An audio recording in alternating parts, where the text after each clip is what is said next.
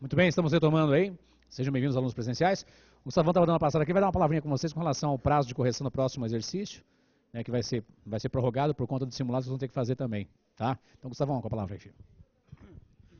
Primeiramente, boa noite a todos, né, aos alunos aqui presenciais, aos demais das unidades aí espalhadas pelo Brasil. Bom, na verdade é o seguinte, pessoal, só passar para dar um breve aviso, né, eu sei que muitos de vocês, muitos vão assistir essa aula depois, tá? Até seria bom reiterar amanhã à tarde, né, mas para adiantar, vocês sabem que vocês vão ter o simulado esse domingo, né, o simulado vai começar à tarde, quer dizer, fiquem aí preparados para fazer uma prova longa.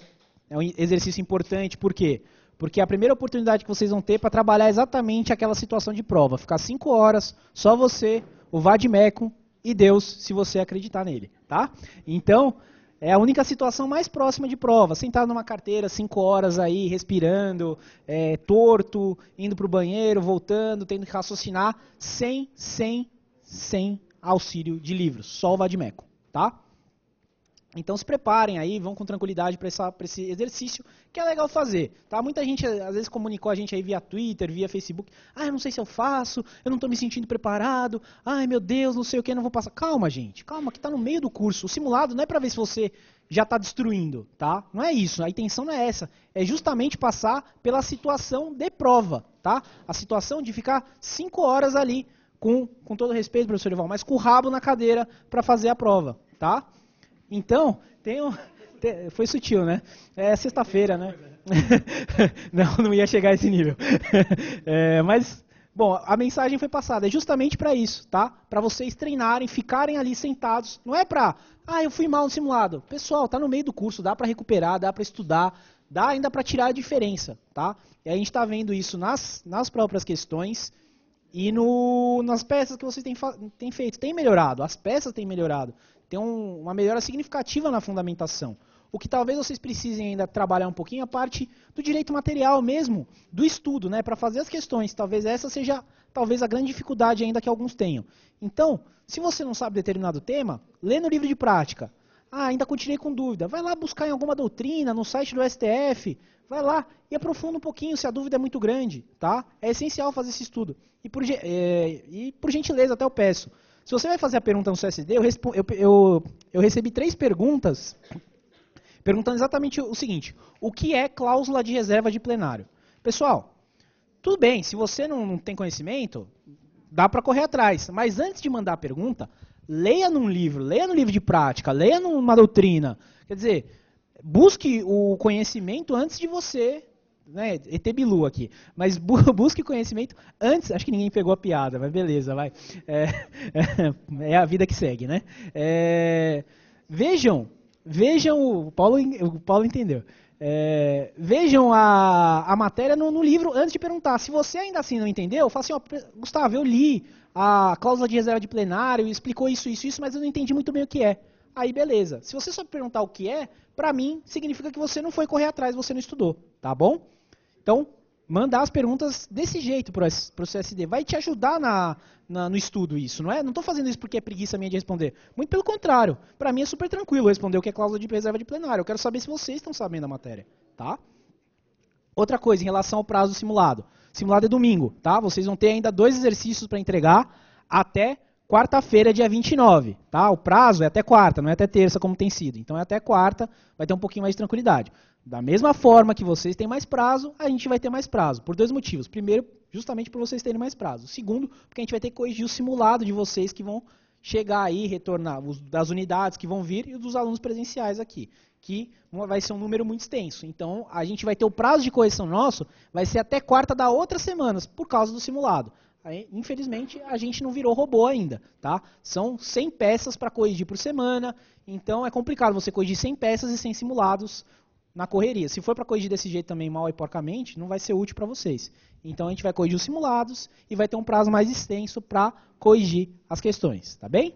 Então, basicamente era isso. Boa sorte no simulado aí para os alunos presenciais. Domingão a gente está aí para acompanhá-los, para ficar aí butucando no que vocês estão fazendo, tá? Então, boa sorte a todos. Devolvo a palavra.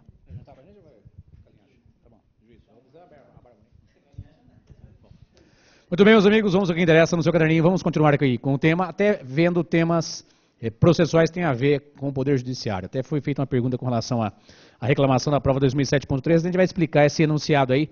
Falou, filhão, um abraço. E juízo, hein, cuidado, se beber não dirige, hein, filho. Beleza? Qualquer coisa não faça o bafômetro. Não, vai, cuidado, tá. Não, mas não vai ficar cambaleando, né, vomitando em cima do cara, né, filho, porra. Muito bem, no seu caderninho, junto comigo. Vimos o princípio da celeridade, onde está na Constituição, quais são os argumentos que estão lá também na Convenção Americana. Tranquilo até aqui? Tá, pula uma linha e escreva aí. Garantias constitucionais dos magistrados. Garantias constitucionais dos magistrados, isso é previsto lá no artigo 95 da Constituição.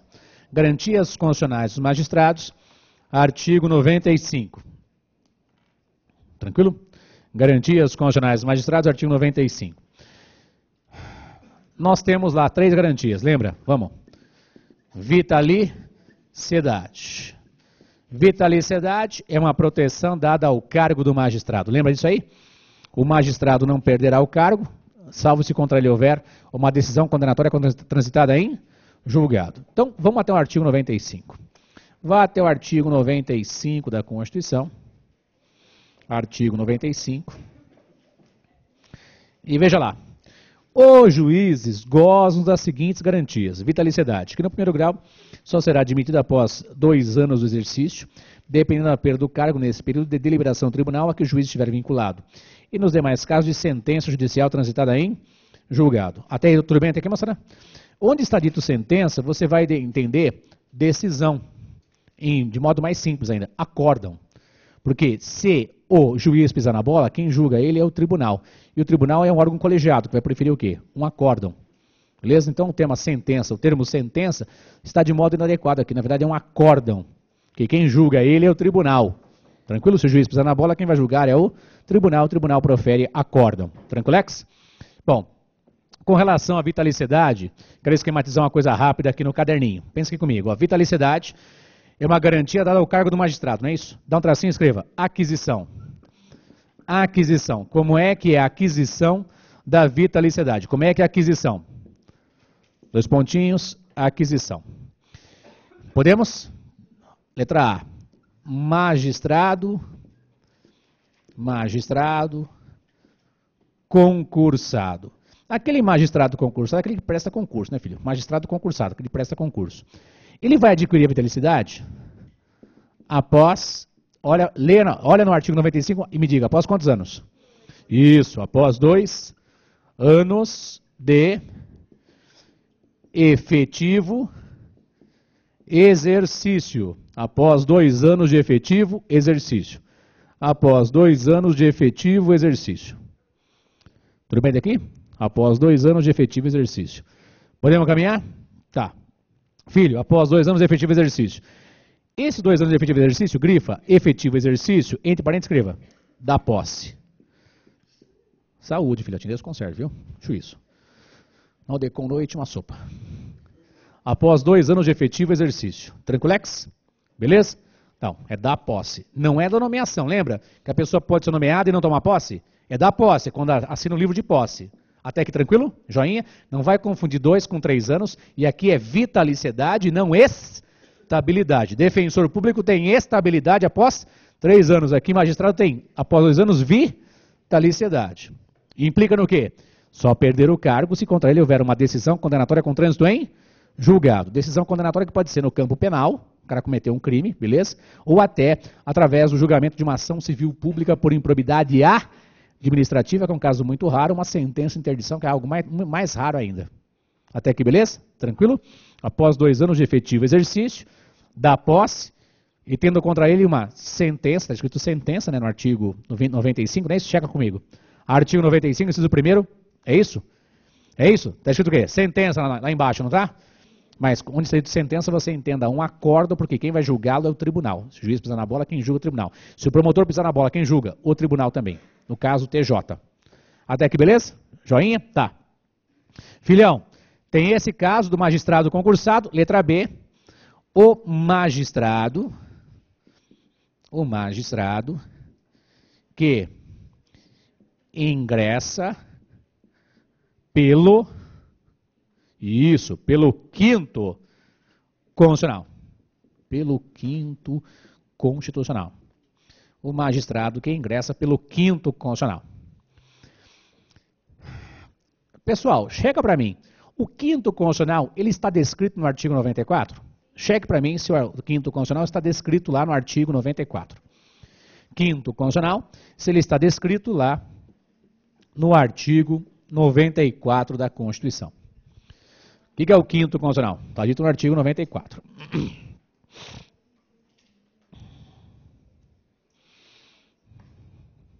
Tudo bem daqui, moçada? Então, o quinto constitucional está no artigo 94. Certo? Verdade ou mentira? Verdade, né? 1/5 dos lugares dos tribunais regionais federais e dos tribunais de justiça, tribunais dos estados e do DF e território será composto por membros do Ministério Público com mais de 10 anos de carreira e advogados notórios de saber jurídico e de reputação ilibada com mais de 10 anos de efetiva atividade profissional indicados em lista sextupla pelos órgãos de representação das respectivas classes. Até aqui, beleza? Então, filhão, é o seguinte, ó. O magistrado que ingressa pelo quinto constitucional, está descrito que é o quinto constitucional no artigo 94, filhão, na data da posse já tem a vitalicidade. Tranquilo? Percebeu a diferença? Magistrado concursado após 2 anos de efetivo exercício. Magistrados pelo quinto constitucional, na data da posse, já tem a vitalicidade. Por que na data da posse? Porque ele já tem mais de 10 anos, né, filho? Se você olhar, ele já tem mais de 10 anos de atividade. Aliás, hoje em dia, o caminho mais rápido para chegar a desembargador é pelo quinto constitucional. Advoga por 10 anos, nesse meio tempo escreve um livro, né, plante uma árvore, coisa do tipo, né? Tem um bom trânsito na área política, tranquilo, com relação aos políticos, na própria OAB, faça atividades pro bono, participe da comissão não sei o que, que não ganha nada, diga-se passagem. Depois, 10 anos de uma merreca, 10 anos de um dia, você pode se candidatar pelo quinto constitucional. Aprovado, já vai direto para ser desembargador do tribunal. Se prestar hoje concurso magistratura de São Paulo, você vai trabalhar brincando, sem fazer força, pelo menos uns 20 a 25 anos, ralando, para depois, talvez, se for o caso, chegar a desembargador. Muitos não vão chegar a desembargador. Tranquilo? E pelo quinto constitucional, você tem um caminho mais rápido para chegar a desembargador. E às vezes você vai ganhar tão bem que você não vai querer o quinto constitucional. Tranquilo? Então, às vezes, trabalhando sério, com coerência e tal, você ganha muito mais do que como magistrado. Porque magistrado, pensa comigo. Hoje lá, 19, chega a 20 e poucos mil reais. Tira 27,5 de imposto, mas não sei o que, dá 15 conto líquido, 13 conto líquido. Beleza? E às vezes advogando numa causa você pega isso aí. Agora tem que ser o advogado diferenciado, né, filho? Mas eu não sei se eu vou conseguir. Vai dar aula também, porra. Numa dessa você consegue. Tranquilo? Vou dar aula em cursinho. Tem que ser macho pra caralho pra dar aula em cursinho. Faculdade não, tem um monte aí. Tem um monte de cuzão por aí. Em cursinho tem que ser macho pra caralho. E segurar a bronca. Porque aqui são 200 e poucas unidades telepresenciais, não sei quantos mil alunos. E a gente percebe isso na primeira e na segunda fase. Tranquilo? Para OAB, para concurso, etc. Tem que ser macho. E muito macho, machão. E se for biba? Também pode. Se for muito incompetente, também pode. Ai, demônio. Muito bem. Filhão, magistrado concursado após 2 anos de efetivo exercício, conta da posse. 2 anos da posse, beleza? Quem ingressa pelo quinto constitucional, na data da posse já tem a vitalicidade, porque checa no artigo 94. Quantos anos esse cara tem que ter de estrada? Rápido. 10 anos, cara. 10 anos advogando. Entenda, a depender do TJ, 10 anos com no mínimo 10 manifestações por ano ou por mês. Porque ele é advogado, vai ter que fazer várias manifestações, né, filho? Não é advogado fazer uma petição de juntada. Parabéns, parabéns. Tem cara que vai... Não, eu quero compor o quinto... quero demonstrar meus 3 anos de efetivo exercício. O que você fez? A cada ano, 5 petições juntadas, um pedido de vista. Parabéns. Advogou bastante, hein, filho? Lororô. Volta aqui. Filhão, já caiu na sua prova, vou abrir um parênteses e tratar do quinto constitucional. Até aqui tudo bem? Então, vitaliciedade é uma atribuição, uma proteção dada ao cargo do magistrado, que só vai perder o cargo se contra ele tiver uma decisão condenatória com trânsito em julgado, depois de adquirida a vitaliciedade. Antes pode perder o cargo? Sim. Naqueles dois, pensa no magistrado concursado, aquele que prestou concurso. Durante os 2 anos antes da vitaliciedade está em estágio probatório. Tranquilo? Pode perder o cargo? Pode por um processo com contraditório para defesa, processo chamado de processo administrativo. Tranquilo? Beleza? Agora, uma vez vitaliciado, tem que ter o quê? Uma decisão com trânsito em julgado, especialmente em matéria penal. Tudo bem daqui? Tá.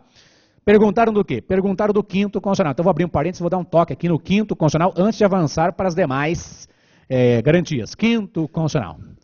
Filhão, quando se fala do quinto constitucional, e estamos vendo, já sabemos que ele está lá no artigo 94. Tudo bem? Vou abrir um parênteses para explicar o quinto constitucional, porque já caiu em prova o trem. Beleza?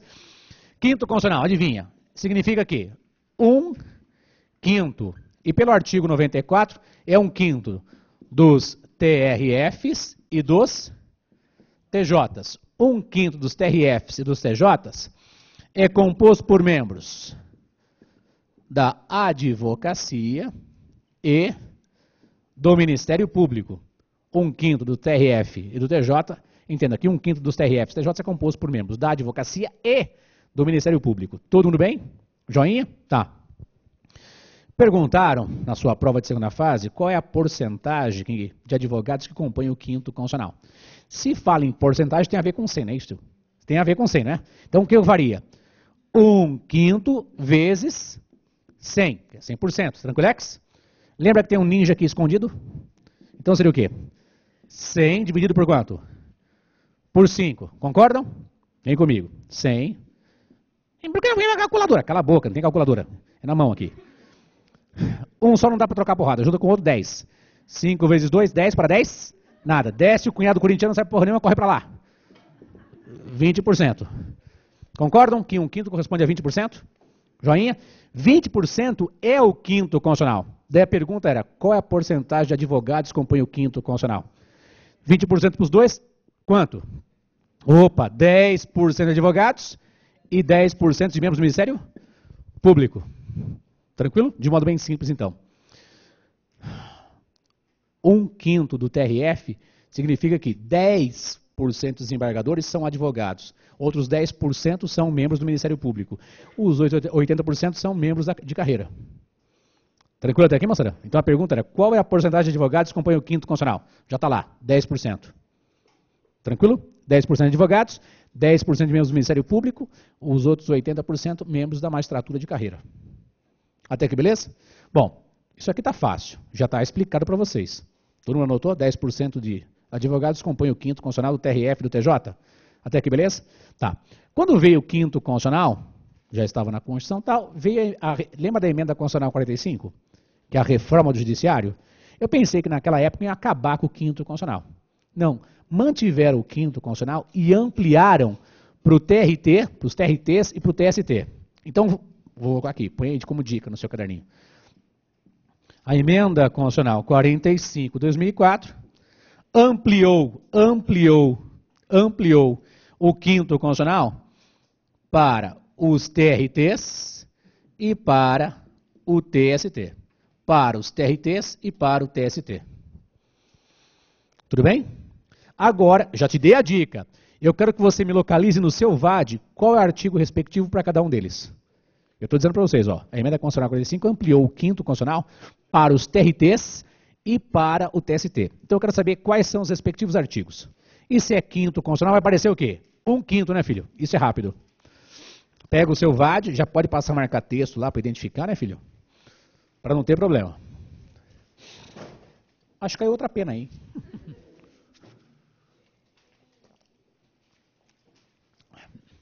Até aqui, beleza? Enquanto vocês vão procurando, eu vou mandando beijos aqui para as meninas do meu Brasil Grande. Deixa eu ver aqui. Aula com o Gato Selvagem, né, Presidente Prudente, minha amiga TM, né? Jéssica, beijo para você, linda, maravilhosa, poderosa, apocalíptica. O pessoal de Ribeirão Preto está firme e forte com a gente aqui. Beijo para a mulherada de Ribeirão Preto, para os homens, saudação de combate. Beijo para minha amiga Cíntia lá, Cíntia Simões, e para a Micaela lá de Vitória, Espírito Santo. Beijo para vocês, maravilhosas, lindas. E também aproveito e já dou beijo para a Tamires também. E vamos que vamos. Um abraço pessoal de Palmas, para minha amiga Raíssa, firme e forte com a gente. Vitória já foi, um beijinho lá para a Érica de Vitória.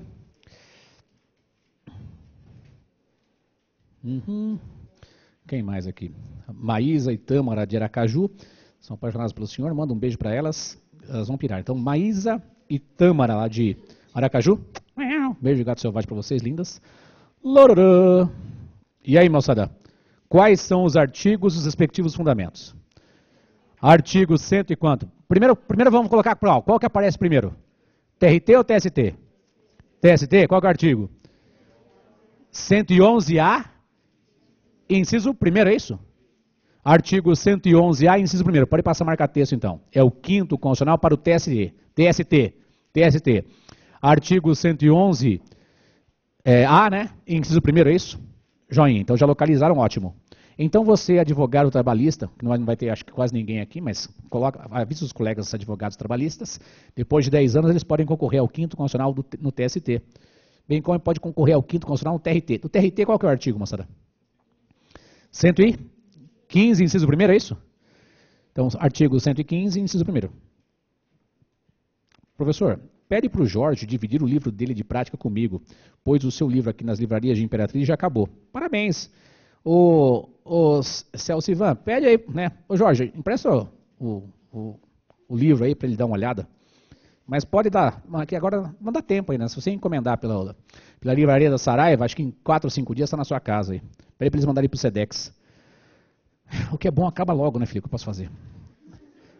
O povão de Santos, chapou a classe, valeu, Gato Selvagem, equipe de constitucional. Então, um abração, saudação de combate, meu amigo Alexandre, firme e forte, pessoal de Santos aí, tá junto com a gente, temos lá, se não me engano, 15 alunos aí em Santos, bacana, muito legal.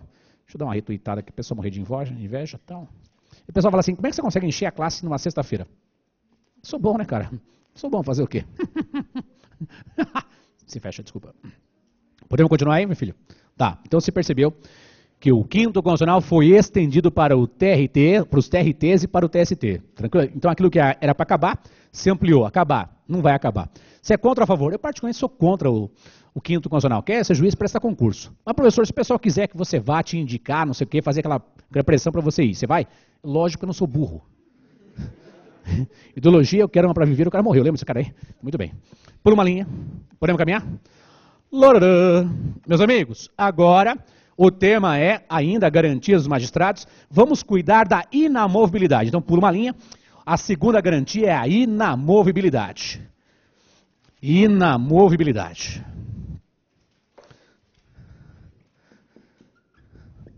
Inamovibilidade.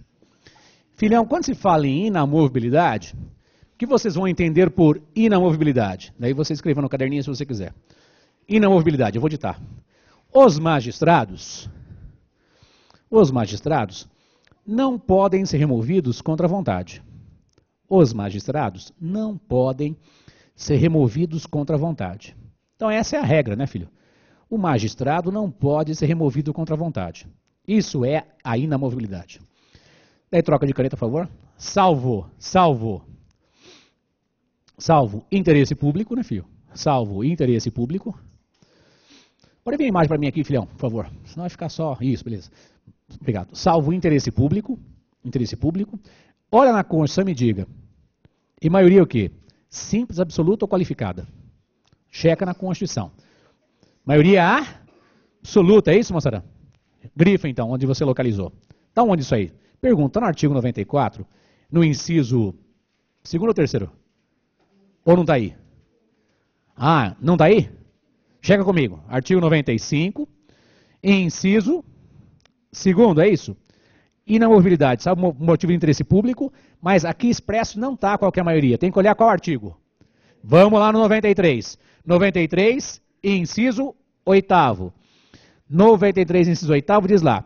O ato de remoção, disponibilidade e aposentadoria do magistrado por interesse público fundar-se-á em decisão por voto da maioria grifa, maioria absoluta do respectivo tribunal ou do Conselho Nacional de Justiça, assegurada a ampla defesa. Então, no caderno de vocês, eu quero que você coloque. Então, já percebeu que tem que grifar? Artigo 95, inciso 2º, e a mesma cor que você grifar aí, ou sublinhar, tem que lembrar também do inciso 8º do artigo 93. Tranquilo? Tem que fazer essa combinação. Por favor, artigo 95, inciso 2º, combinado com o artigo 93, inciso 8º. Todo mundo junto aí? Beleza? No caderninho como é que fica? Então, pensa comigo no caderno, para a gente ganhar tempo. O magistrado não pode ser removido contra a vontade, salvo interesse público, beleza? E, qual que é a maioria? Maioria absoluta do tribunal ou do CNJ. Maioria absoluta do tribunal ou do CNJ. Maioria absoluta do tribunal ou do CNJ. Maioria absoluta do tribunal ou do CNJ. Até aqui, beleza? Tá, então pensa comigo. Interesse público. Aquele magistrado foi pego vendendo sentenças. Tranquilex? Interesse público. O cara não pode manter um corrupto lá. Tranquilo? Interesse público. E maioria absoluta do quê? Ou do tribunal ou do CNJ. Tranquilo? Um dos dois. Pessoal, se eu tenho um tribunal muito grande, quem faz às vezes o tribunal é o órgão especial. Eu quero que você me localize aí, nesse bloco de artigos está por aí.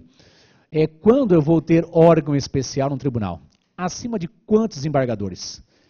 Acima de quantos desembargadores eu vou ter um órgão especial? Estão dizendo para mim que é o artigo 93.11, é isso mesmo? Mais de quanto? De 25. Então, pelo menos quantos? 26 desembargadores, é isso? Se tiver mais de 25, entenda, 26, eu vou ter um órgão especial, não é isso? E esse órgão especial pode ter de quantos a quantos? De quantos desembargadores a quantos desembargadores? O mínimo de quanto? Grifa. 11, no máximo quanto? 25. Mínimo de 11, no máximo 25. Até aqui, beleza? Quer dizer que se cair numa prova para a gente pensar, olha, vou ter que remover o magistrado contra a vontade. Eles indicarem para nós, ó, no nosso tribunal, nós temos 25 desembargadores. Tranquilo? Se tem só 25, vai ser a maioria absoluta de 25. Qual que é a maioria absoluta de 25? Quanto? Quanto? 9 fora nada. Demônio. 25 divide por 2, quanto dá? 12,5. Tem metade de uma pessoa? Quanto vai ser então? 13. Então ele pode colocar na sua prova. Um tribunal que contém 25 desembargadores quer remover um juiz de primeira instância para outra comarca. Então, esse tribunal com 25 desembargadores tem que se manifestar por sua maioria absoluta. Maioria absoluta de 25, quanto é? 13. Tudo bem? E se ele colocar lá, o Tribunal de Justiça de São Paulo, que tem mais de 360 desembargadores, vai remover um juiz de primeira instância. Eu pergunto, se você conhece, tudo bem. Se você não conhece, pensa comigo. 360 desembargadores é pouco ou muito? Muito, é um dos maiores do mundo, cara. Quem você acha que vai fazer às vezes? Todo mundo ou o órgão especial? O órgão especial. Estou dizendo para você que é o maior do mundo. Então, você acha que nosso órgão especial vai ter quanto? Chuta. 25 desembargadores, tranquilo? Então, 25 desembargadores formam o nosso órgão especial do TJ de São Paulo. Para remover o juiz, quantos votos são necessários? 13. 13 desembargadores do órgão especial do tribunal. Então, cuidado para não dizer do tribunal. É do órgão especial que representa o tribunal. Tranquilex? Essas questiúnculas, em segunda fase constitucional, a gente não pode errar. Os outros podem errar. Não é tribunal. É do órgão especial que representa o tribunal, porque é um dos maiores TJs do mundo. Tranquilo? Professor, no meu estado é pequenininho. Tem lá 25 desembargadores. Adivinha quem vai remover um juiz? Maioria absoluta dos 25. Até aqui todo mundo bem? Todo mundo junto aí? Podemos caminhar? Tá, vamos para frente. Filhão, inamovibilidade, então entenda. Quem pode remover um magistrado contra a vontade? Ou o tribunal, ou o CNJ, desde que, presta atenção, exista interesse público também. Ficou claro para vocês? Então nós estamos combinando o artigo 95, inciso 2º, com o artigo 93, inciso 8º. Mas lembrando, é um tribunal grandão ou um tribunal pequenininho? Já está no seu caderninho marcado, não é isso? Quais incisos do artigo 93 estão marcadinhos no seu VAD, por favor? O 8º, qual que é o outro? 11. O 8º e 11, tudo bem? Porque a segunda fase é não perder tempo. Já está marcadinho, você não perde tempo. Tranquilo? Vamos para frente. Tem mais uma garantia constitucional dos magistrados. É a irredutibilidade, né, filho? Irredutibilidade dos subsídios. Você vai falar subsídio ou subsídio? Subsídio, né, filha? Com S, né, filha? Subsídio. Sempre brinco. Tem subsolo? O subsolo do prédio? É subsolo, né, filha? Então aqui é subsídio, né, filha? Subsídio. Os senhores concordam que irredutibilidade dos subsídios é não diminuir os valores nominais que o magistrado recebe? Concordam? Então coloque aí, por favor. Não devem ser reduzidos os valores recebidos pelos magistrados. Não, a regra é essa. Não devem ser reduzidos os valores recebidos pelos magistrados.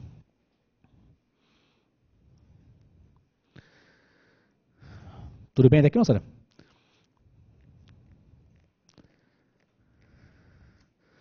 Tranquilo? Não podem ser reduzidos os subsídios dos magistrados. É aquele valor nominal que ele recebe. Tranquilo?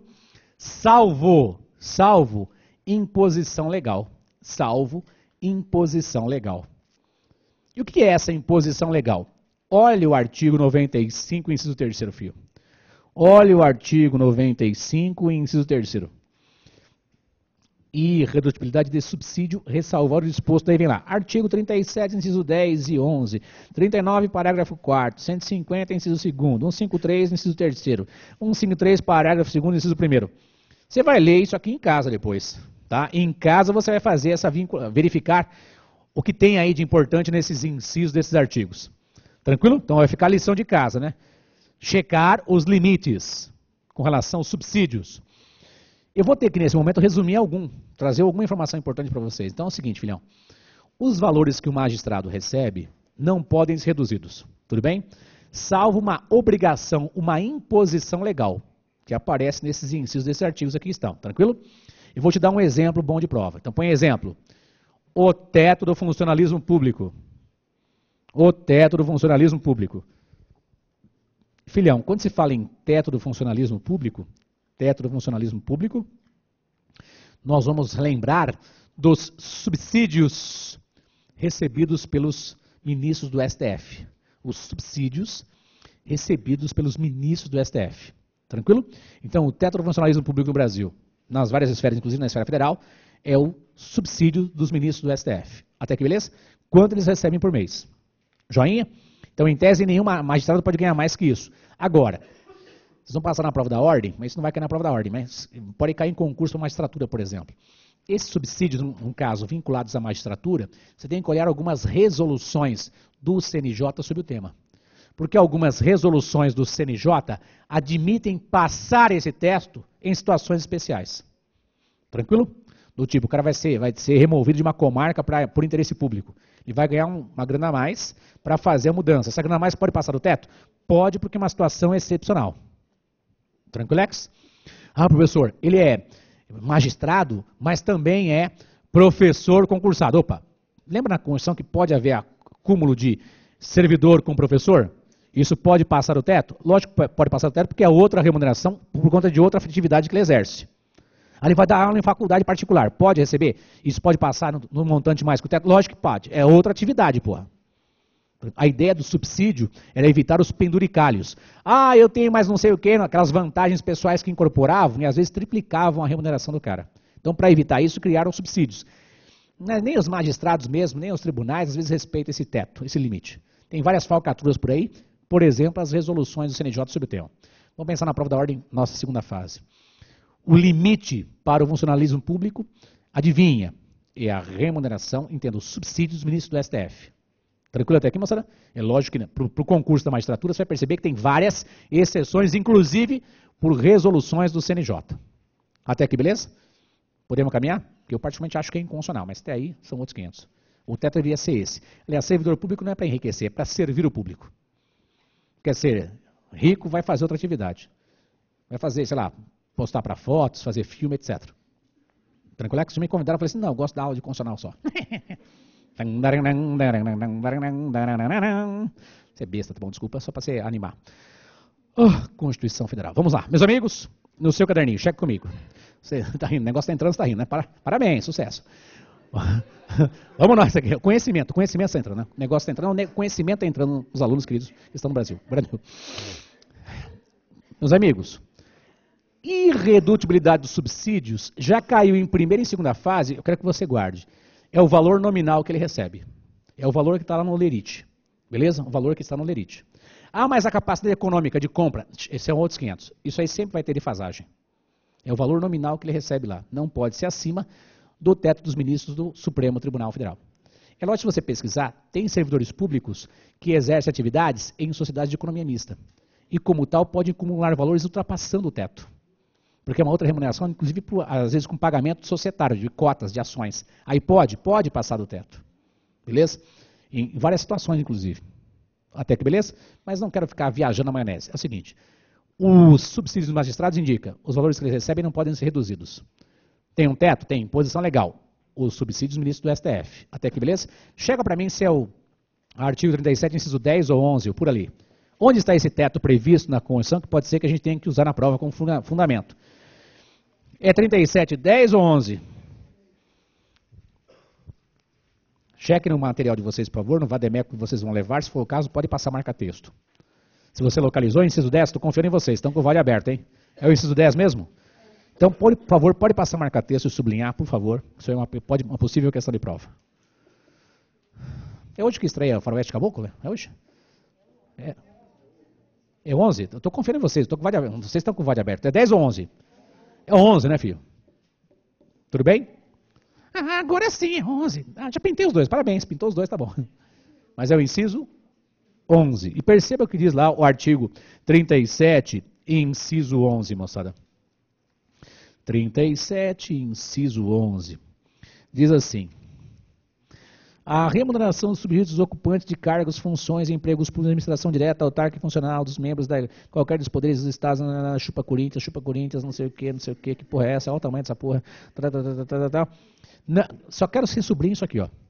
Não poderão exceder o subsídio mensal em espécie, que é o valor nominal, né, dos ministros do Supremo Tribunal Federal. Até aqui, beleza? Se você grifar isso, já está ótimo. Então, é o teto do funcionalismo público. Todo mundo junto aqui? Agora eu pergunto para você. Todo mundo conseguiu, hein, moçada? Tá. Agora eu pergunto para vocês, ó, pensa comigo. Se aumentar a alíquota máxima de imposto de renda de 27,5% para 30%, pode diminuir os subsídios dos magistrados? Pode ou não pode? Rápido. Lógico que pode, porque pergunto, o magistrado paga imposto de renda? Paga e é na fonte. Tranquilo? Paga e é na fonte. Quer dizer, se aumenta... Então, ponto e vírgula. Segundo exemplo, então, que é possível diminuir os subsídios dos magistrados. Outro exemplo que autoriza a diminuição dos subsídios magistrados. Tudo bem daqui, moçada? Aumentar a alíquota de imposto de renda. Então, se aumentar a alíquota de 27,5% para 30%, adivinha, atinge todo mundo, inclusive os magistrados. É possível? Lógico que é possível. O pessoal fala, o problema de arrecadação, o nosso orçamento é mal gerido. Mas se aumentar, por exemplo, de 27,5% para 30%, ou de 27,5% para 28%, né, a alíquota máxima, são bilhões que são incorporados no orçamento brasileiro. 0,5% é muita coisa.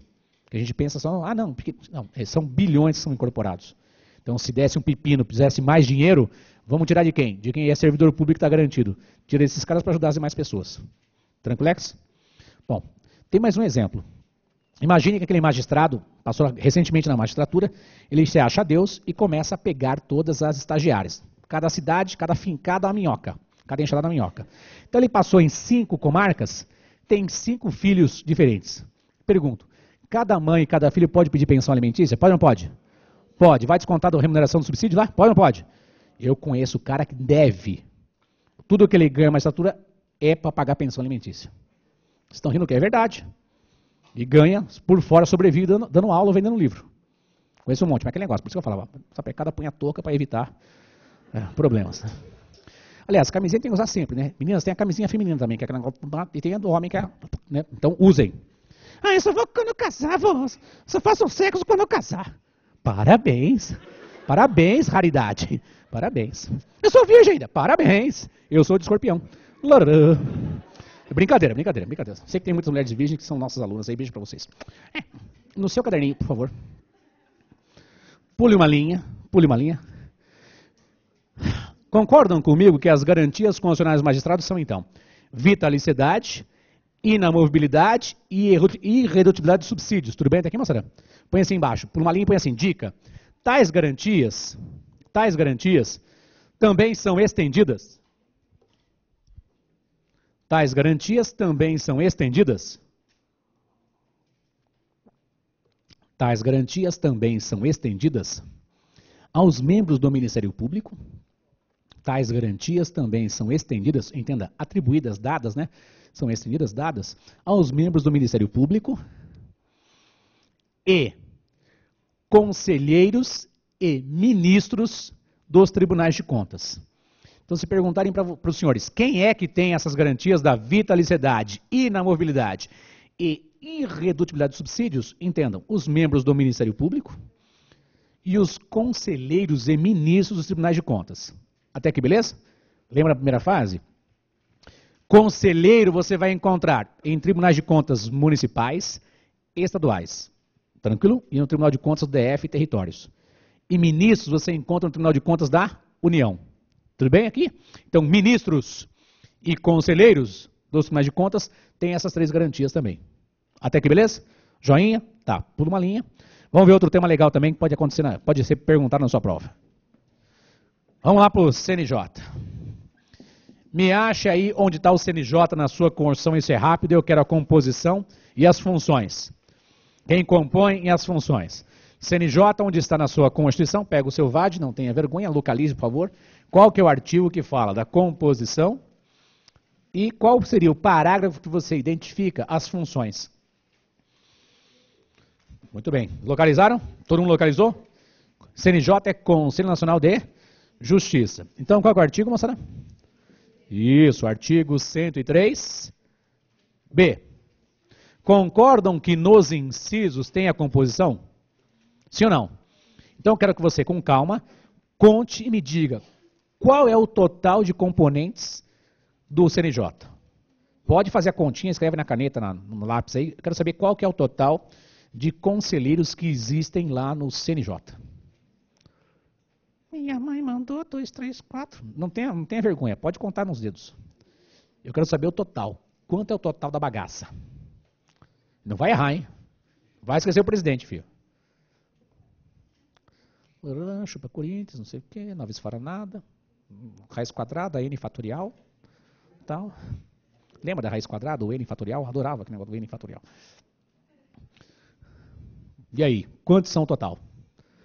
15. Estou confiando em vocês, cara. Estou sem VAD. 15 conselheiros, é isso, moçada? 15 conselheiros. Me diga qual que é a maioria absoluta de 15?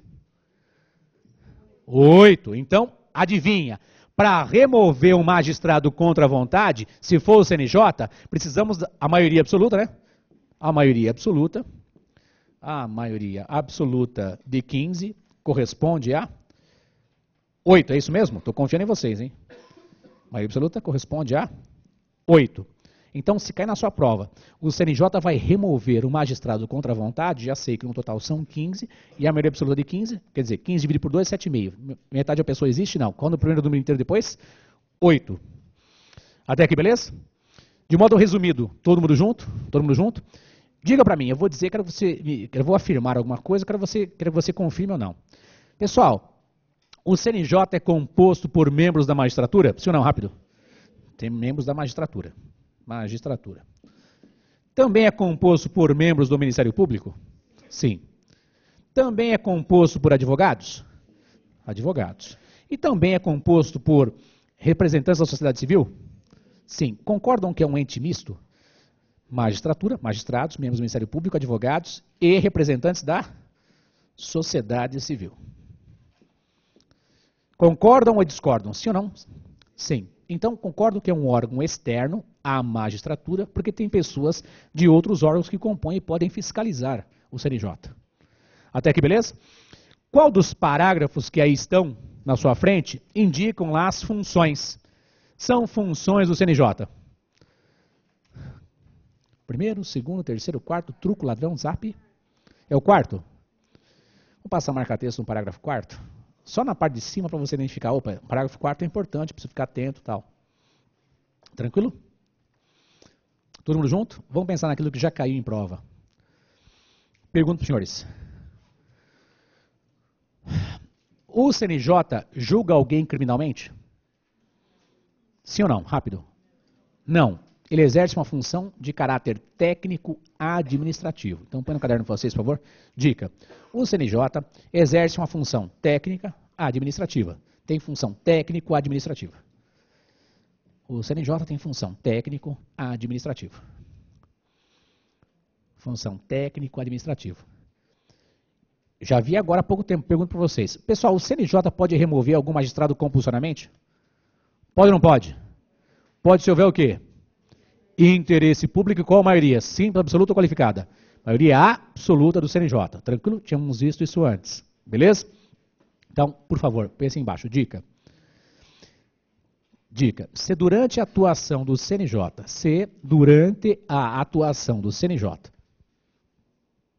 se durante a atuação do CNJ for constatada, se durante a atuação do CNJ for constatada, se durante a atuação do CNJ for constatada atividade criminosa, se durante a atuação do CNJ for constatada atividade criminosa,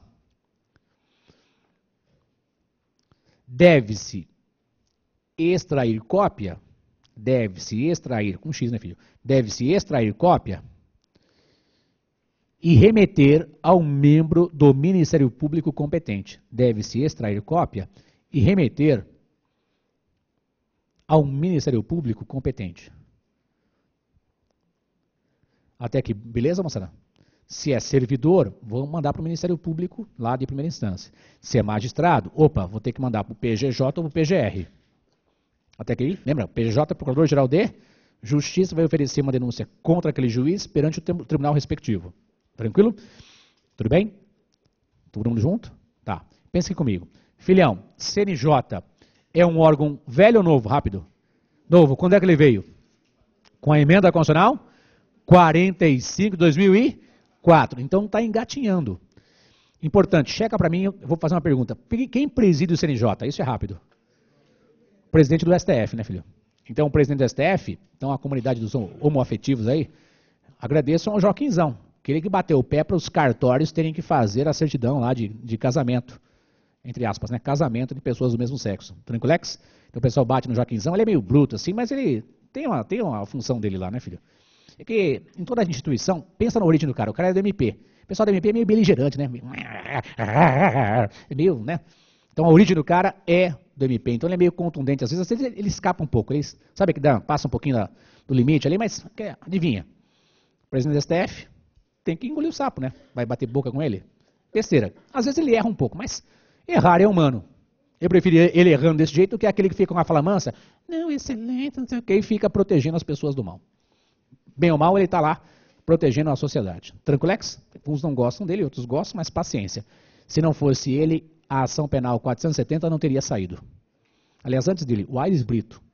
Então, uma homenagem ao Aires Brito. E além do Aires Brito, o Joaquinzão, se fossem outros ministros, estava até ouvindo gente até hoje, né? Diga, o MP, diga, não sei quem, e a porra do negócio teria andado. Tranquilex?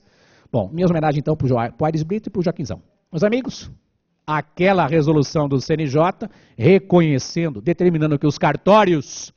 Pergunto, os cartórios podem ser fiscalizados pelo judiciário? Pode ou não pode? Lógico que pode, cara. Por isso mandou a resolução mandando lá o pessoal reconhecer o casamento homoafetivo. Podemos caminhar até aqui, moçada, com relação ao CNJ, sabemos onde está. Vamos pensar em outro tema que tem a ver, inclusive, com uma peça que a gente tem que treinar. Pula uma linha e escreva lá, súmula vinculante. Súmula vinculante, cai na prova? Cai, tem que ficar esperto com ela, tem até um mecanismo para fazer valer súmula vinculante, que alguns chamam de recurso, outros chamam de ação. Eu prefiro chamar de ação, que é a reclamação, que a gente vai tratar agora. Então, coloca aí, súmula vinculante. Amado mestre, com relação à súmula vinculante, o que eu preciso ler para não ser surpreendido? Então, anote no seu caderninho, por favor. Súmula vinculante. Súmula vinculante está lá, no artigo 103-A da nossa Constituição. Checa comigo, súmula vinculante, artigo 103A. Súmula vinculante, artigo 103A. Então, localize para mim o artigo 103A, por favor.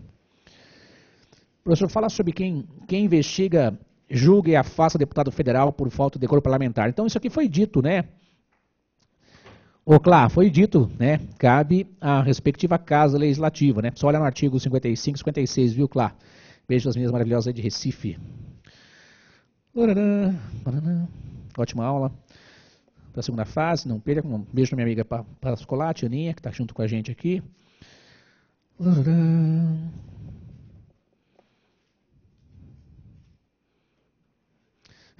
O pessoal de Santos fala assim, professor, o médico perito do INSS em Santos, que foi esfaqueado pela periciada, ela foi absolvida. Parabéns, parabéns. Sucesso, né? Um exemplo, ele está falando de um exemplo de júri popular federal. Um médico do INSS foi esfaqueado por uma periciada, né? E acabou sendo absolvida a periciada, né? É porque eles castigam também. Tem uns caras do INSS que não tem noção, né, filho? Aliás, concurso para você evitar Então, só não tiver outro jeito, é Previdência Social. Eu estou falando sério para você, pro bem de vocês. Trabalha muito, poucos recursos, quase ninguém gosta de você, e vira e mexe aparece uma pemba, uma bronca para você segurar. Beleza? Então fiquem atentos. É um concurso difícil, né? Mas tem muitas agruras, sabe? Muitas tristezas com relação à profissão. Que às vezes tem determinação para você negar a perícia, negar. Eu já investiguei o INSS, é meio complicado lá.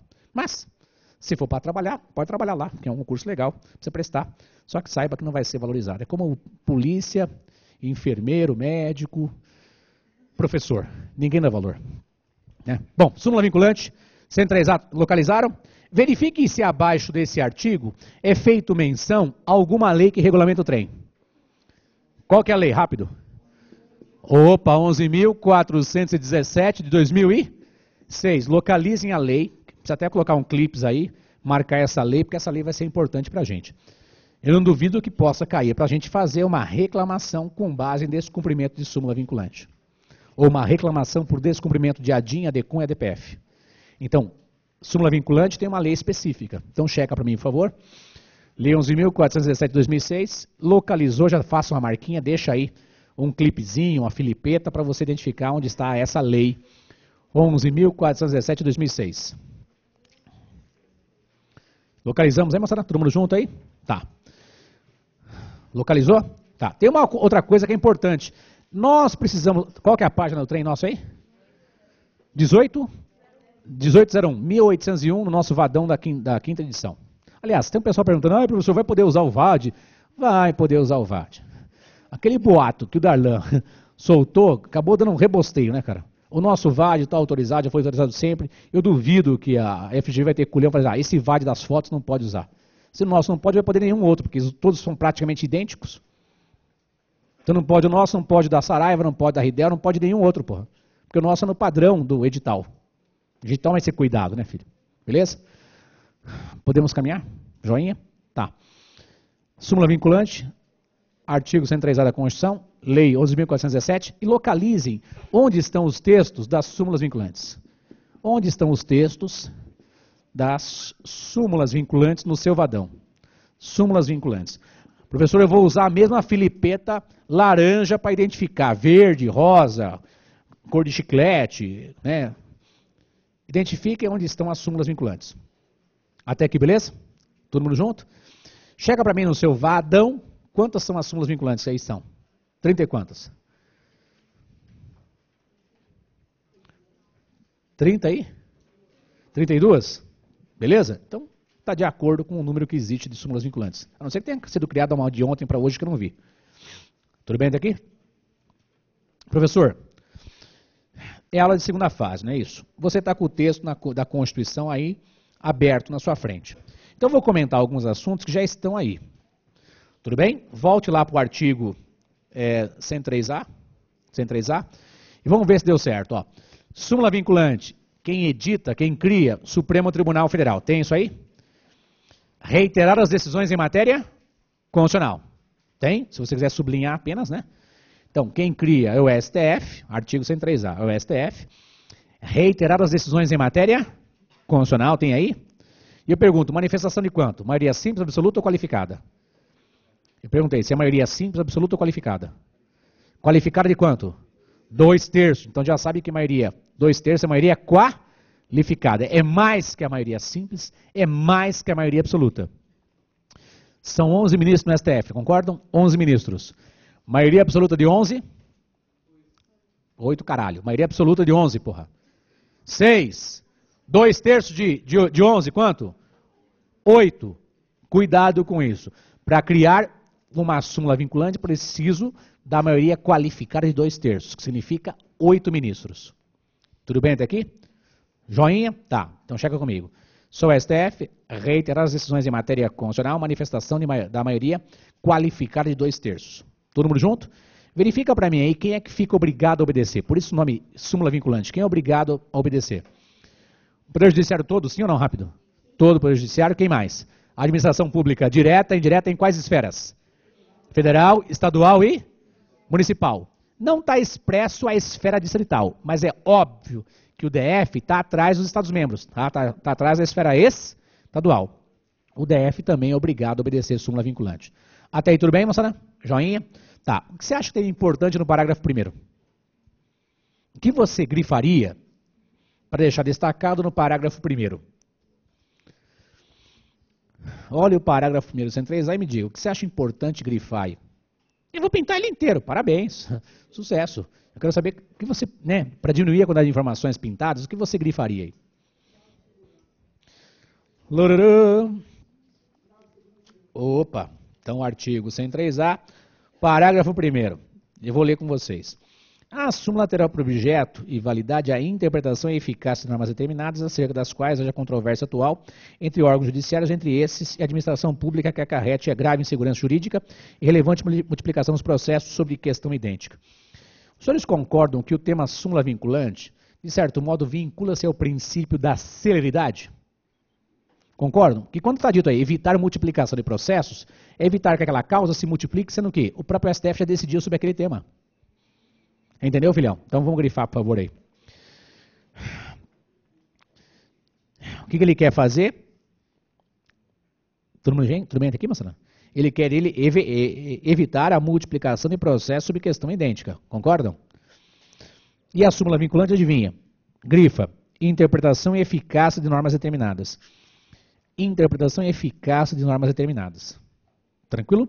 E com isso eu quero o quê? Evitar a multiplicação de processos. Que eu vou interpretar certos assuntos que são julgados com base na Constituição e com isso, criando a súmula vinculante, evitar a multiplicação de processos necessários. Porque súmula vinculante, adivinha? O judiciário é obrigado a cumprir ou não? Rápido. Sim ou não? Rápido. É obrigado a cumprir, filho. Tranquilex? Joinha? Tá, vamos pra frente. Parágrafo 2º. O que você acha importante no parágrafo 2º? Olha aí com calma, não tenha pressa.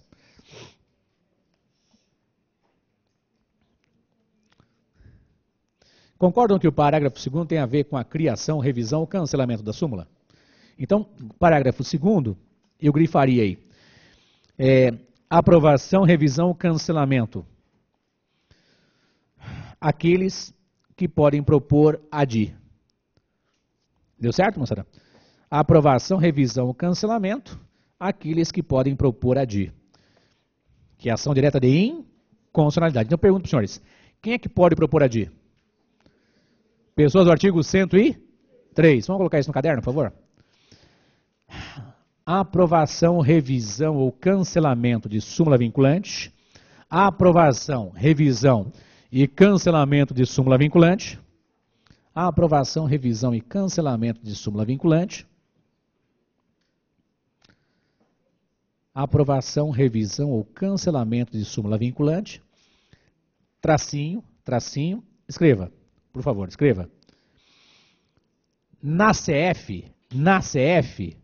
quem pode propor ADI? Na CF, quer dizer, na Constituição Federal, quem pode propor ADI? Concordam que estamos olhando o parágrafo 2º do artigo 103A? Então, de acordo com a Constituição, quem pode propor a revisão, criação ou cancelamento da súmula vinculante?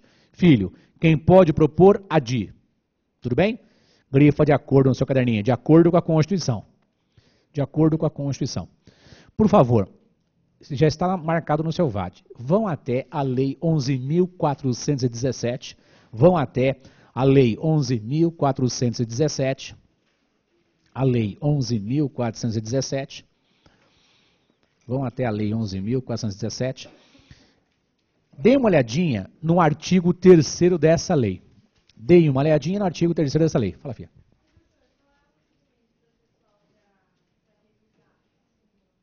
É feito um pedido. Então, a parte faz um pedido de revisão da súmula. Então, eu vou falar, olha, eu sou da própria... Daqui a pouquinho eu entro nessa bagaça, para não misturar os temas aqui. Localizaram aí artigo 3º? Artigo 3º? Então, checa comigo. No artigo 3º, tem pessoas que podem propor a revisão, cancelamento ou criação da súmula? Tem ou não tem? Rápido? Tá, então me diga. Compara esse artigo 3º da lei, com o artigo 103 da Constituição. Onde tem mais gente? Na lei ou no artigo 103 da Constituição? Na lei? Tá. Eu quero que você pinte na lei quem está a mais em relação ao artigo 103 da Constituição. Eu quero que vocês pintem na lei, ou sublinhem na lei, quem está a mais Quem está a mais? Quem está a mais do que o artigo 103 da Constituição? Deu certo? Professor, eu peguei aqui o artigo 103 da Constituição, vi que tem 9 incisos, tem bastante gente e tal. Estou olhando aqui, poxa, bastante coisa. Pessoal, qual que é a página onde está lá a Lei 11.417? 1802, é isso? Obrigado.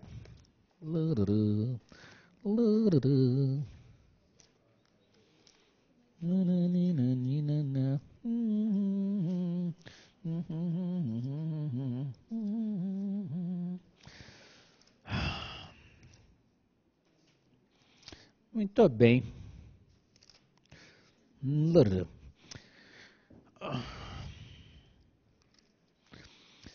Vocês pintaram quem? Vamos. Qual que é o inciso? Pinta, fala só o inciso. Sexto, opa, Defensor Público Geral da União. Passaram o marca-texto? Beleza, quem mais?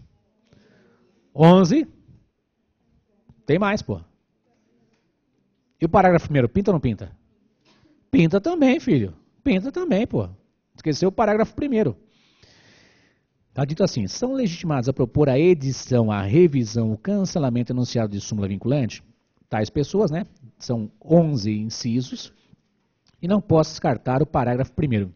Então ficou, Presidente da República está na Constituição, Mesa do Senado está na Constituição, Mesa da Câmara está na Constituição, PGR está na Constituição, Conselho Federal da OAB está na Constituição, Defensor Público Geral da União, adivinha, está na lei, mas não está na Constituição. Partido político com representação no Congresso Nacional, está na Constituição. Confederação Sindical Entidade de Classe Nacional, está na Constituição. Mesa da Assembleia Legislativa ou da Câmara Legislativa da DF, está na Constituição. Governador do Estado da DF, está na Constituição. Quem não está? Grifa.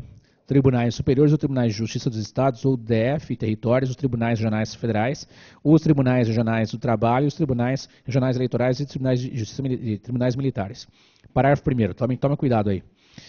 O município poderá propor incidentalmente ao curso de processo em que seja parte a edição, a revisão ou cancelamento de enunciado de súmula, o que não autoriza a suspensão do processo. O que não autoriza a suspensão do processo. Até aqui, beleza? Então não se esqueça que o município incidentalmente. Quando se fala em município incidentalmente, a título de exemplo, o município como parte em um recurso extraordinário. Tranquilo? O município como parte em um recurso extraordinário. Até aqui, beleza? Já viu acontecer um trem desse? Até hoje eu não vi acontecer, mas está aí a previsão em abstrato. E a mocinha perguntou, qual seria a petição onde se externa esse pedido de revisão, cancelamento? Onde é que será que está previsto isso? Então, vocês hoje à noite, e até amanhã, o pessoal da manhã aí, na hora depois do almoço, vai tentar pesquisar qual seria o mecanismo processual para pedir a revisão, cancelamento. Seria uma petição ordinária, nos termos do regimento interno, pedindo a revisão ou cancelamento? Seria um incidente processual próprio previsto no regimento interno, autorizando a revisão ou cancelamento de súmula vinculante? Então fica essas duas dicas. Uma petição ordinária, PO, petição ordinária, ou um incidente específico dentro do regimento interno do STF. Tranquilo? Agora pensa comigo.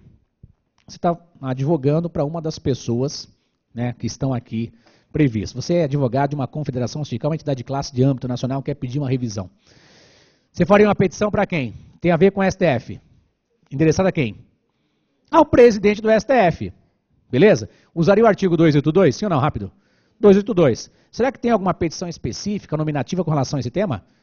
Você poderia fazer uma petição ordinária, uma petição inicial, falando pedido de revisão ou cancelamento da súmula vinculante minutal e argumentar. Tranquilo? Mas fica a lição de casa para checar. Se é uma petição ordinária, só tem algum incidente específico previsto no próprio regimento interno para pedir a revisão, cancelamento de súmula vinculante.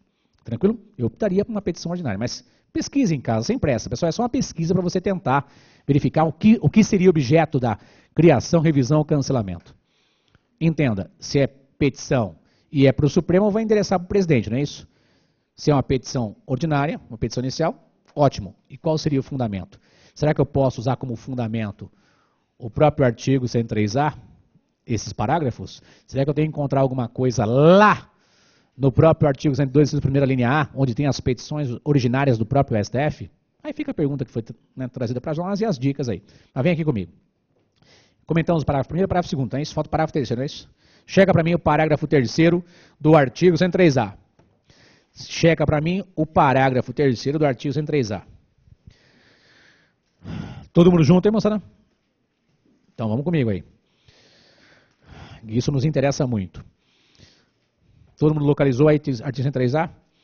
Do ato administrativo ou decisão judicial que contrariar a súmula aplicável ou que indevidamente aplicar, caberá reclamação ao Supremo Tribunal Federal. Caberá reclamação ao Supremo Tribunal Federal, que, julgando a procedente, anulará o ato administrativo, cassará a decisão judicial reclamada e determinará que outra seja proferida com ou sem aplicação da súmula, conforme o caso. Eu quero que você identifique e pinte aí, se você quiser, ou sublinhe, descumprida a súmula vinculante. Descumprida a súmula vinculante, não acatada a súmula vinculante, não respeitada a súmula vinculante. Porque já que é na sua prova, descumprida a súmula vinculante, entenda, não cumprida, não acatada, não respeitada. Cabe o quê, moçada? Reclamação para onde? Para o STF. Então, se a gente tiver que fazer uma reclamação por descumprimento de súmula vinculante, já tem um fundamento para constar no meu preâmbulo. Tranquilo? Artigo 103A, parágrafo 3º. Se é reclamação para o próprio STF, o STF que criou a súmula vinculante, será que no artigo 102, inciso 1º, eu encontro alguma coisa? Será que eu encontro alguma coisa lá? Artigo 102, inciso 1º. Será que eu encontro? Onde está? Artigo 102, inciso 1º, qual que é a linha? L de limão, ou de laranja, ou de linda. Beleza? Até aqui, todo mundo junto? Artigo 102, inciso 1º, a linha L. L. Joinha? Tá. Então, estou falando de súmula vinculante, descumprida, cabe reclamação. Tranquilo? Dá uma olhadinha no artigo 105, lá no STJ, se lá também tem o tema reclamação. Será que tem reclamação também para a decisão do STJ, moçada? Dá uma olhadinha no artigo 105, inciso 1º, me diga qual que é a linha, se tem alguma linha de reclamação lá no STJ. F de faca, artigo 105, inciso 1º, a linha F de faca. Tudo bem daqui? Agora vamos ficar aqui. No artigo 105, inciso 1º, F de faca. O que está dito aí? Reclamação do quê? Opa, isso é importante, filho. Não está à toa aí. Vai grifar, vai grifar. F de faca, preservação de sua competência e a garantia da autoridade de suas decisões. Então, é importante. Cabe reclamação, como petição inicial, para o STJ, por exemplo, ó, larga a caneta. Eu tenho uma decisão num recurso especial, tá? Então, quem ganhou foi o recorrente. E na decisão do recurso especial diz assim, ó, recorrido tem que entregar tal valor. E esse recorrido bate o pé e fala assim, não quero cumprir isso aí, não vou cumprir isso aí. Concordam que cabe reclamação para o próprio STJ, vou endereçar para o presidente, para que o STJ mande o recorrido pagar, ou depositar, ou adotar as providências cabíveis para cumprir a decisão do STJ. Concorda até aqui, moçada? Sim ou não? Rápido? Sim, beleza. Então imagine que eu tenho um habeas data contra o ministro da Previdência e no habeas data o STJ decidiu, entregue a informação ou corrija a informação do indivíduo. Tudo bem? Aquela autoridade cientificada não quer cumprir a decisão do próprio STJ. Você, como advogado dessa parte, o cara não quer cumprir a decisão do STJ, cabe o quê? Uma ação, qual que é a ação? Uma reclamação, para fazer cumprir a decisão do STJ. Tranquilo? Vai para o STF. Vai para o STF. Qual que é o artigo? 102, inciso 1º, qual que é a linha, moçada? L de limão, de laranja, de linda, é isso aí? Tá, todo mundo junto? Então pensa comigo. É para garantir e preservar as decisões de quem? Do próprio STF. Concordam que a redação é semelhante, ou se não for idêntica? Sim ou não? Rápido. Me dê exemplos de decisões do STF em controle concentrado de constitucionalidade. Decisão em quais ações? Vai, filho. ADI tem mais, porra. ADI, ADC tem mais uma. ADPF.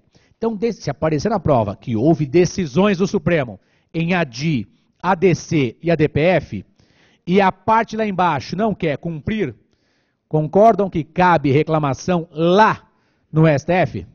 Cabe ou não cabe?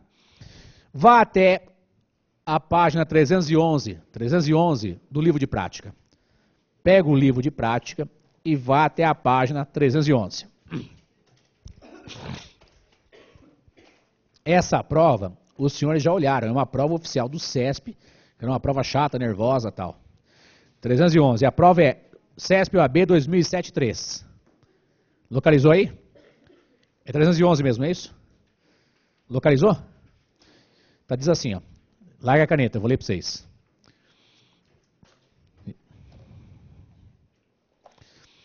Um contingente de servidores públicos do município A, inconformado com a política salarial adotada pelo governo municipal, decidiu, após ter realizado paralisação grevista sem qualquer sucesso, tomar providências para fazer valer um suposto direito a reajuste de 15% sobre o vencimento básico percebido. O referido valor corresponderia ao aumento remuneratório real, equiparando ao reajuste obtido nos últimos 3 anos por diversas classes profissionais. Os servidores públicos procuraram a entidade sindical correspondente e essa decidiu ajuizar na Justiça Comum uma ação ordinária a fim de satisfazer o pleito apresentado. Dada a premência do tempo em ver reconhecido pelo Judiciário o reajuste de 15%, a autoridade sindical formulou na petição inicial pedido de antecipação de tutela. Cabe ou não cabe antecipação de tutela? Sim ou não? Qual é o fundamento? Onde está a antecipação de tutela antecipada? Artigo 273 aonde? Do CPC, beleza? Daí continua. Sob a alegação de que na situação estavam em jogo verbas de caráter nitidamente alimentar, o que reforçaria a necessidade de um provimento judicial mais sério. Ao fazer uma primeira análise, o juiz do feito decidiu indeferir o pedido de tutela antecipada. Tudo bem? Indeferiu. Todo mundo junto? Daí continua. Após pedido de reconsideração formulado pela entidade sindical, o juiz decidiu reverter seu primeiro posicionamento e optou por deferir o pedido da tutela antecipada, determinando a imediata implementação em folha de pagamento do reajuste de 15% sobre o vencimento básico dos servidores públicos. Tudo bem daqui? Então, o juiz de primeira instância concedeu a tutela antecipada. Tranquilo? Dando valor lá para o pessoal receber. Até que tranquilo?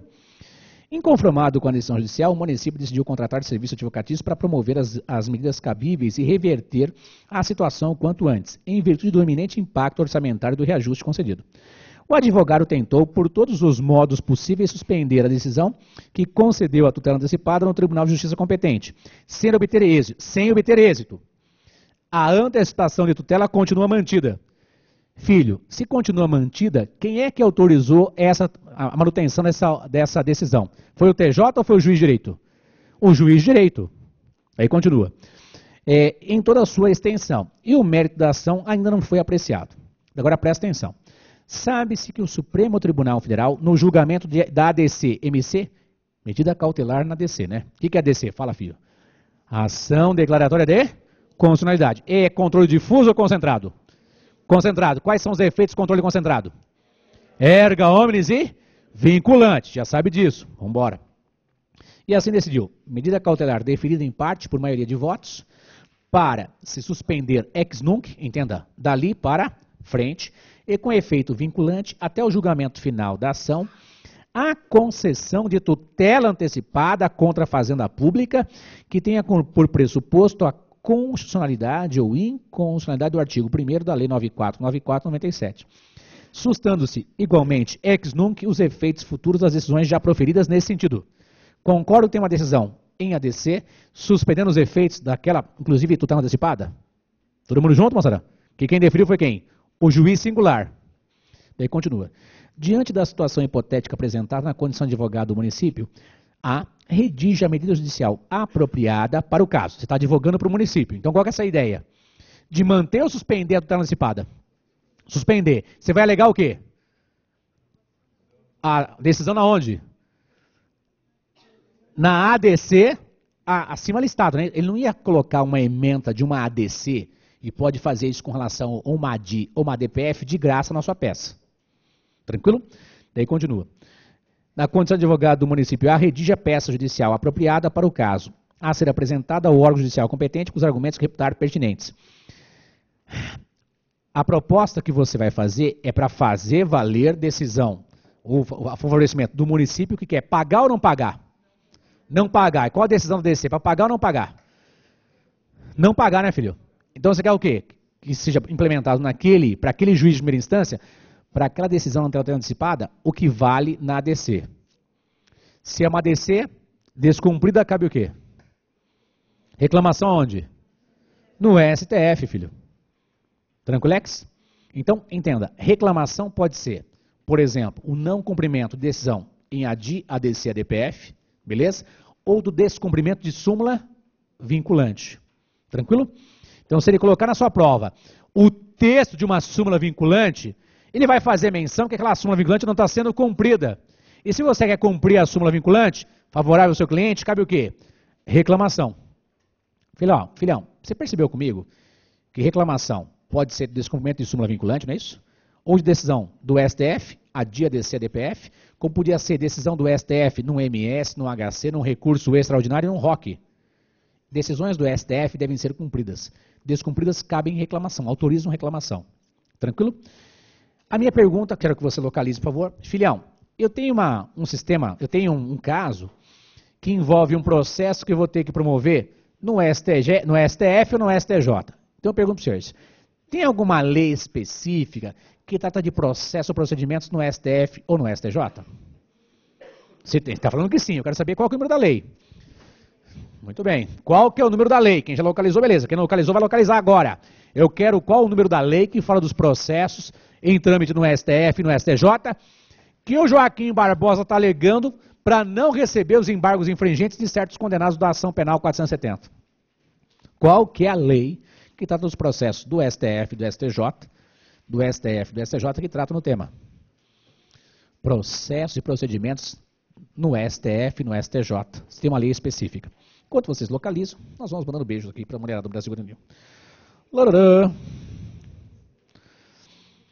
Gato Selvagem, você está um sucesso. Hoje está lá arrasando, maravilhosa. Damásio Aracaju, te ama muito, né? Saudades. Então, um beijo para minha amiga Carla, o pessoal maravilhoso aí de Aracaju, para Flávio, os amigos, e me receberam muito bem. O primeiro lugar que a gente foi visitar foi Aracaju, o pessoal nos recebeu muito bem. Então, um beijo para a mulher maravilhosa de Aracaju.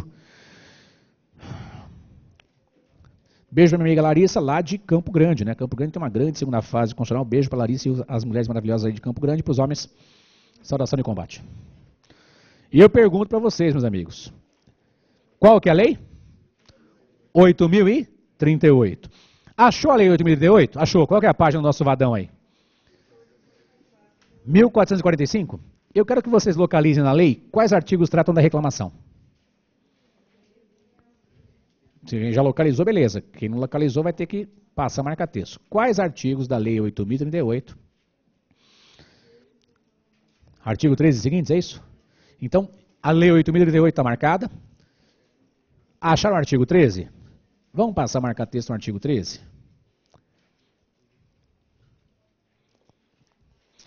Daí você pode perguntar, existe uma dúvida acadêmica se reclamação é uma petição, é um recurso ou é um sucedâneo recursal. Eu tenho que ser prático com vocês, mas a segunda fase não pode ficar viajando na maionese, não tenho tempo para isso. Todo mundo localizou o artigo 13 aí da lei? Tá.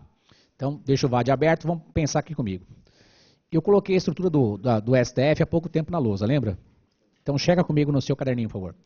No artigo 102, no inciso 1º eu tenho o quê? Competência o quê? 102, primeiro, competência originária.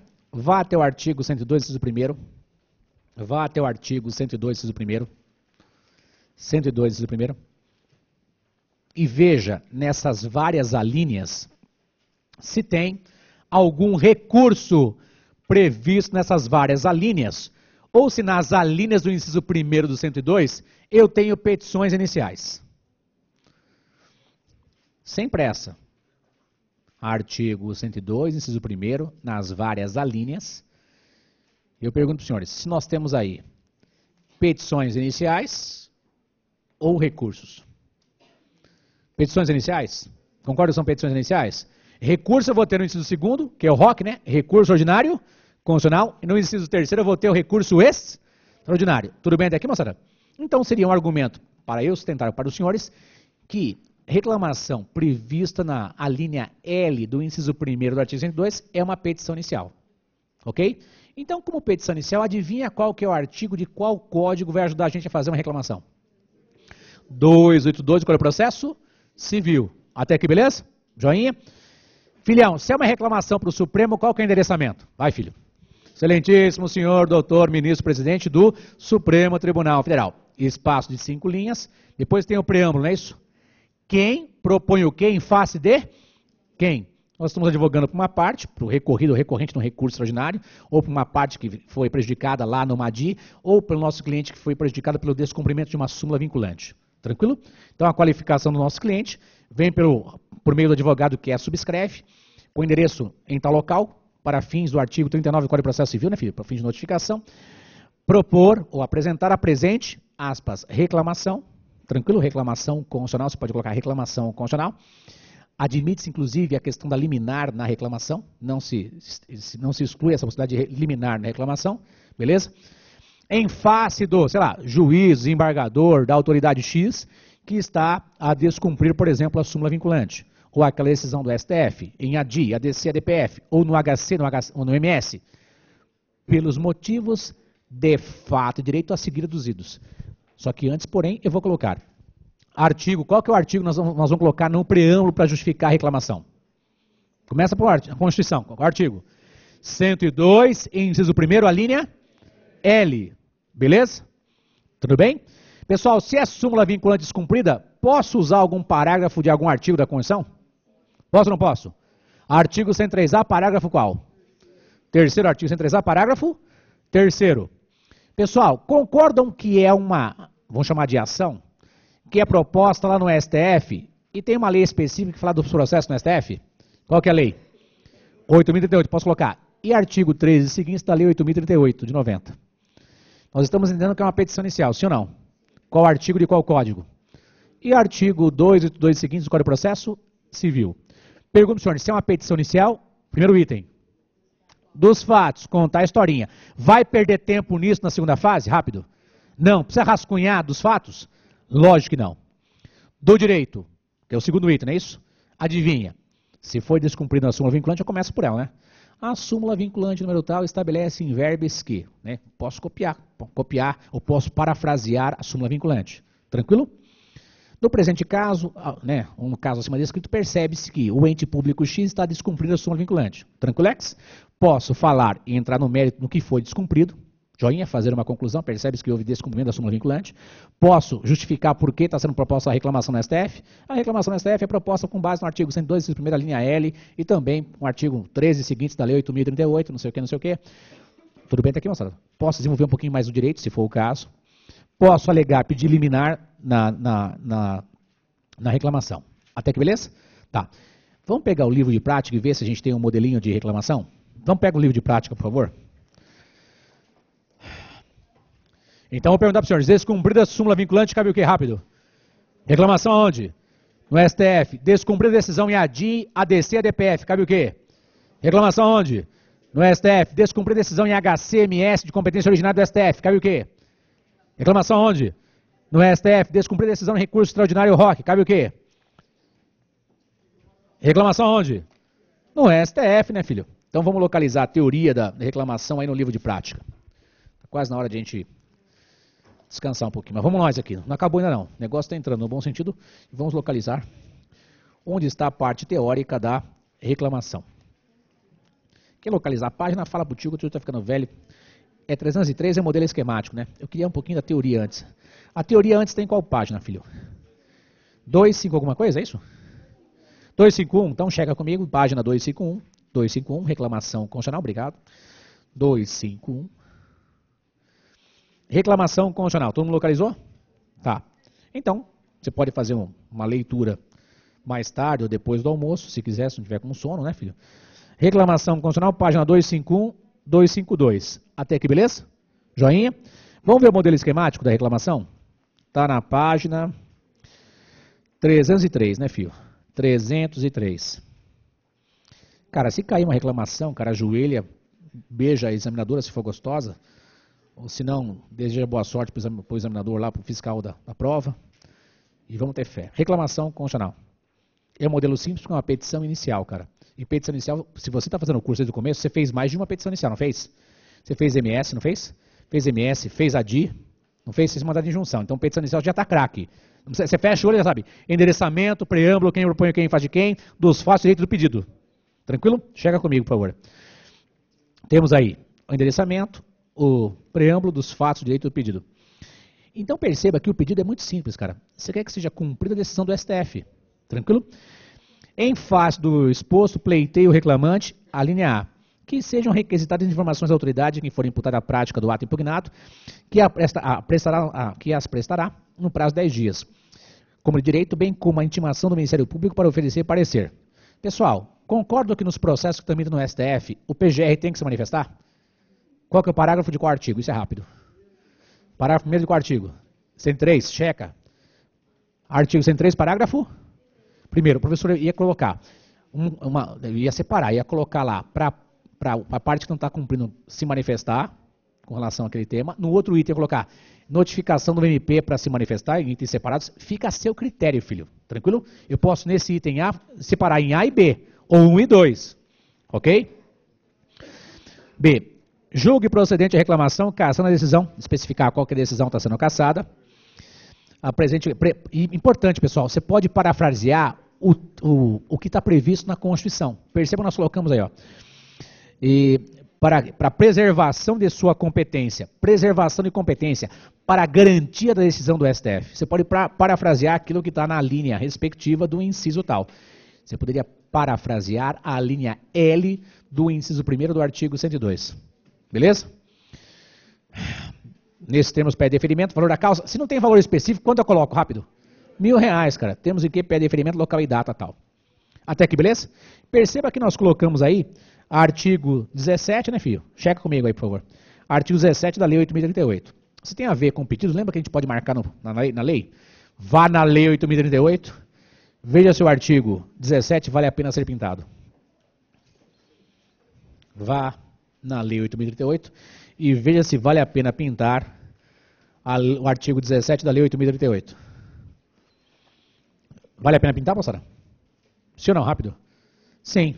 Professor, eu percebi que nesse seu modelo aqui, você não colocou da liminar. Poderia colocar da liminar? O que você acha? Pode ou não pode? Lógico que poderia colocar da liminar. Beleza? Se eu vou colocar liminar aonde? Antes do pedido. E se eu pedir liminar, adivinha no pedido? Peço para que a autoridade se manifeste com relação a liminar. Beleza? Depois a concessão da liminar. Depois para que a autoridade se manifeste com relação ao mérito. Pedir, tudo bem aqui, moçada? A concessão de mérito, pedir para o MP se manifestar, etc. Não tem nada de extraordinário, é uma petição inicial, cara. Agora não pode se apavorar. A gente vai entender que a reclamação é uma petição inicial. Tranquilo? Se é com a petição inicial, vou seguir o artigo 282, adivinha, pela localização topográfica. Está no artigo 102, inciso 1º, a linha L. É lógico que isso não é pacífico, velho. Tem gente que entende, é um sucedâneo recursal, é um recurso, não sei o quê. Fica à vontade. É que na história, quando surge reclamação, pensa comigo, para o STF ou para o STJ. As partes atingidas por aquelas decisões. Quando vem súmula vinculante, cara, pode ser que a pessoa que está sendo atingida pelo descumprimento da súmula vinculante não fez parte daquele processo. Então há uma capilaridade, uma abertura muito grande de pessoas que podem usar da reclamação. Tranquilo? Aí o professor faz o seguinte, ó. Não sei se vai dar tempo hoje, porque daqui a pouco, o pessoal de amanhã, daqui a pouco eu vou almoçar e tal. Hoje à noite estou cansado, eu quero descansar, amanhã eu quero acordar mais tarde e tal, quero almoçar, né, sei lá, tirar um atraso, não sei. Quero né, relaxar um pouco as cabeças, no bom sentido. E eu quero ouvir, tranquilo, eu vou fazer essa pesquisa no sábado à noite ou no domingo. Então, se você quiser, você pesquisa a reclamação. Você vai pesquisar no site do STF, o que o STF já decidiu com relação à reclamação. Aí, Paulo, vamos ver se a gente dá um link, alguma coisa para eles darem uma olhadinha. Eu vou pesquisar. Ah, professor, tem reclamação escaneada lá no STF? Tem, precisa dar uma olhadinha. Será que ele já admitiu liminar em reclamação? O que a gente passa para vocês aqui é o mínimo, cara. Com esse mínimo, já, quando caiu a reclamação, o pessoal passou? Usando o livro, passou, filho. Agora é importante. Para reclamação, ele vai te dar indicativos. Já existe a súmula vinculante número tal sobre o tema. Ele pode parafrasear e destacar o texto da súmula vinculante. Beleza? Ele pode colocar, já foi decidida uma ADI, uma ADC, uma DPF, um recurso extraordinário, uma decisão de competência originária do STF. E o que você quer? Garantir as decisões do STF. Entenda, fazer cumprir as decisões do STF. Então as palavras-chave são aquelas previstas nas alíneas L do índice do primeiro artigo 102, beleza? Na alínea F, não é isso? Do artigo 105, inciso primeiro, e o parágrafo terceiro do artigo 103A. Tranquilo? Amanhã a gente volta ou daqui a pouco, né? Quem está aqui assistindo de manhã, a gente volta a comentar um pouquinho mais desse tema. Tranquilex? Então, pessoal de hoje, boa noite, pessoal de amanhã, bom apetite. Daqui a pouco a gente volta para conversar com vocês. Até mais, tchau.